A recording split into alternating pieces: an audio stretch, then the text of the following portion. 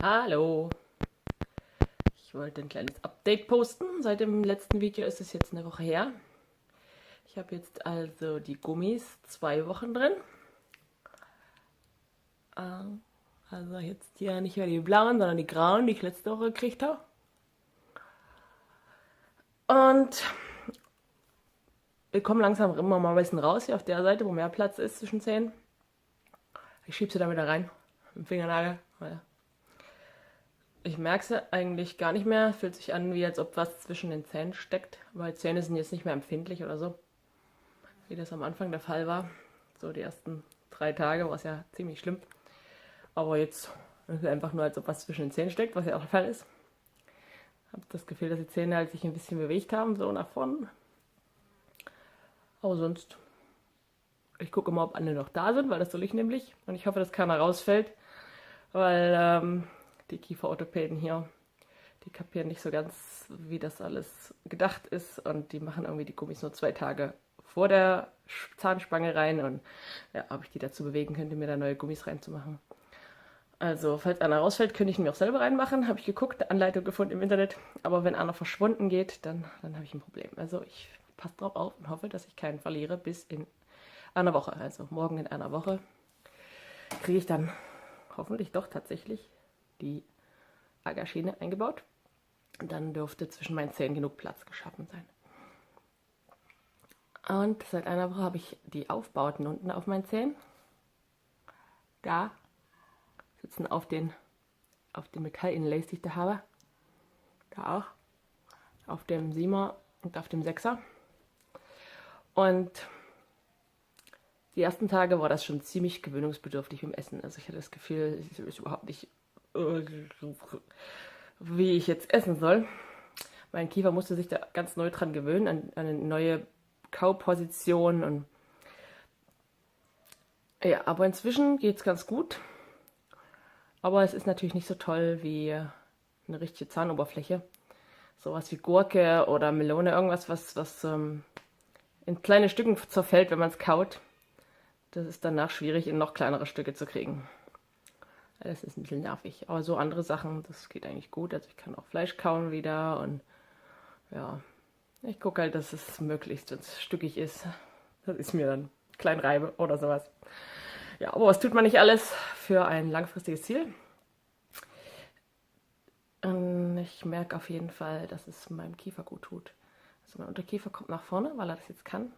So sieht es aus, wenn ich meinen Kiefer einfach ganz locker lasse. Hinten liegt das auf diesen Aufsätzen, auf den Aufbauten auf. Und vorne hat es halt keinen Kontakt. Und dadurch kann der Unterkiefer auch nach vorne kommen. Normalerweise ist er weiter nach hinten so. Weiter zurück. Und er kommt auch jetzt so in einer entspannten Position nach vorn. Und nachher, wenn der Oberkiefer dann durch die Aga nach vorn wächst, dann passt das alles und mein Unterkiefer kann entspannt sein. Also ich merke, dass ich entspannt bin. Auch wenn ich früh aufwache, bin ich entspannt. Das ist echt super, dass ich Kontakt auf beiden Seiten habe und mein Unterkiefer entspannt sein kann. Das ist echt super. Also wenn ich nicht gerade essen muss, finde ich die Aufbauten toll. Ja, abbeißen geht halt nicht so gut, weil da so eine kleine Lücke zwischen den Zähnen ist. Aber ja, das ist jetzt nicht so schlimm weiter. In den ersten 2 Tagen hatte ich, also da hat mein Unterkiefer echt, musste sich neu einstellen quasi, musste sich neu finden, die Muskeln, wie sie da arbeiten müssen. Da war ich ein bisschen verspannt hier im Nacken. Aber sonst, seitdem ist es eigentlich sehr okay. Und meistens ist mein Unterkiefer auch zentriert, also schneidet Zähne übereinander. Manchmal zieht er ein bisschen rüber, so wie er es die Angewohnheit hat seit vielen Jahren. Aber meistens ist er eigentlich gerade.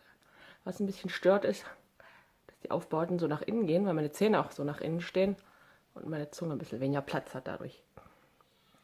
Aber ansonsten kann man vielleicht auch sehen, dass mein Unterkiefer weiter vor ist als sonst. Sonst ist er auch so. Und das hat mich immer gestört, dass hier unten die Haut so hängt. Aber jetzt, wenn er normal weit vorne ist, wie das eigentlich sein sollte, hängt da unten die Haut auch nicht mehr. Klarer Nebeneffekt, der mir gefällt. Ja.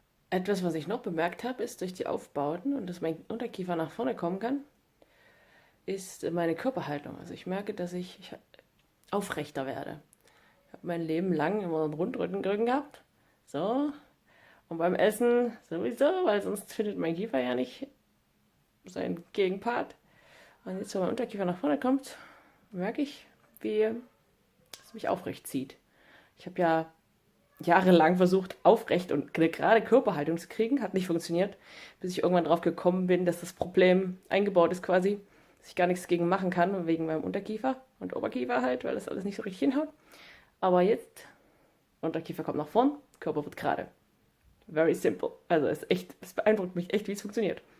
Nachdem ich vor allem so viele Jahre versucht habe, gerade zu sein und es nicht funktioniert hat. Ja, das ist echt wunderbar. Und wunderbar ist auch, dass ich eben hier vorne meine Armproblemzähne jetzt entlasten kann. Also keine Kontakte mehr, dadurch, dass eben nur die aufbauten Kontakte sind. Hat alles seine Nachteile auch, aber es ist echt toll, dass die Zähne, die jahrelang hier oben immer überlastet worden sind und daraufhin dann auch schon ganz schön wehgetan haben teilweise, dass die jetzt einfach mal Pause haben. Und das für eine ziemlich lange Zeit. Und der Zahnhalteapparat kann sich erholen und ich muss nicht Angst haben, dass ich die dann demnächst verliere. Das ist echt das Tollste der ganzen Sache und deswegen mache ich das auch. Jetzt hoffe ich, dass ich in der nächsten Woche bis zum Freitag kein Gummi verliere. Das ist mein Ziel. Und dann genieße ich das noch, dass ich oben nichts drin habe, weil die Spange ist doch hoch. Also diese Agar-Schiene ist schon ziemlich gewöhnungsbedürftig auch wieder. Aber das werden wir auch überleben. Mein Sohn hat jetzt seine Schiene getragen, mehr oder weniger. Also beim Essen, das geht noch nicht so richtig. Ich motiviere ihn immer, auch mit der Schiene zu essen, aber er nimmt es dann auch oft wieder raus. Ansonsten die erste Nacht, da ist die Schiene rausgewandert, ohne dass er es gemerkt hat. Da hat er die rausgemacht im Schlaf. Aber jetzt die anderen Nächte hat er sie drin behalten, also er hat sich schon ein bisschen dran gewöhnt. Einmal haben wir sie schon verstellt und heute ist wieder dran. Und ich hoffe, dass er da noch ein bisschen mehr reinkommt, auch mit Kauen. Das Sprechen hat er schon gut hingekriegt, das hört man eigentlich fast gar nicht mehr jetzt, wenn er spricht. Und ja, das mit dem Kauen kommt auch noch, hoffe ich. In der Anleitung steht, dass das Kind nach einem Monat Spange tragen dann auch anfangen soll, Kaugummi zu kauen. Und dann habe ich ihm in Aussicht gestellt, dass er Kaugummis kauen darf. Und das ist schon ein ganz schöner Ansporn. Aber das war's so, die Zahngeschichten hier. Und ich halte euch dann auf dem Laufenden, wie es weitergeht. Tschüss!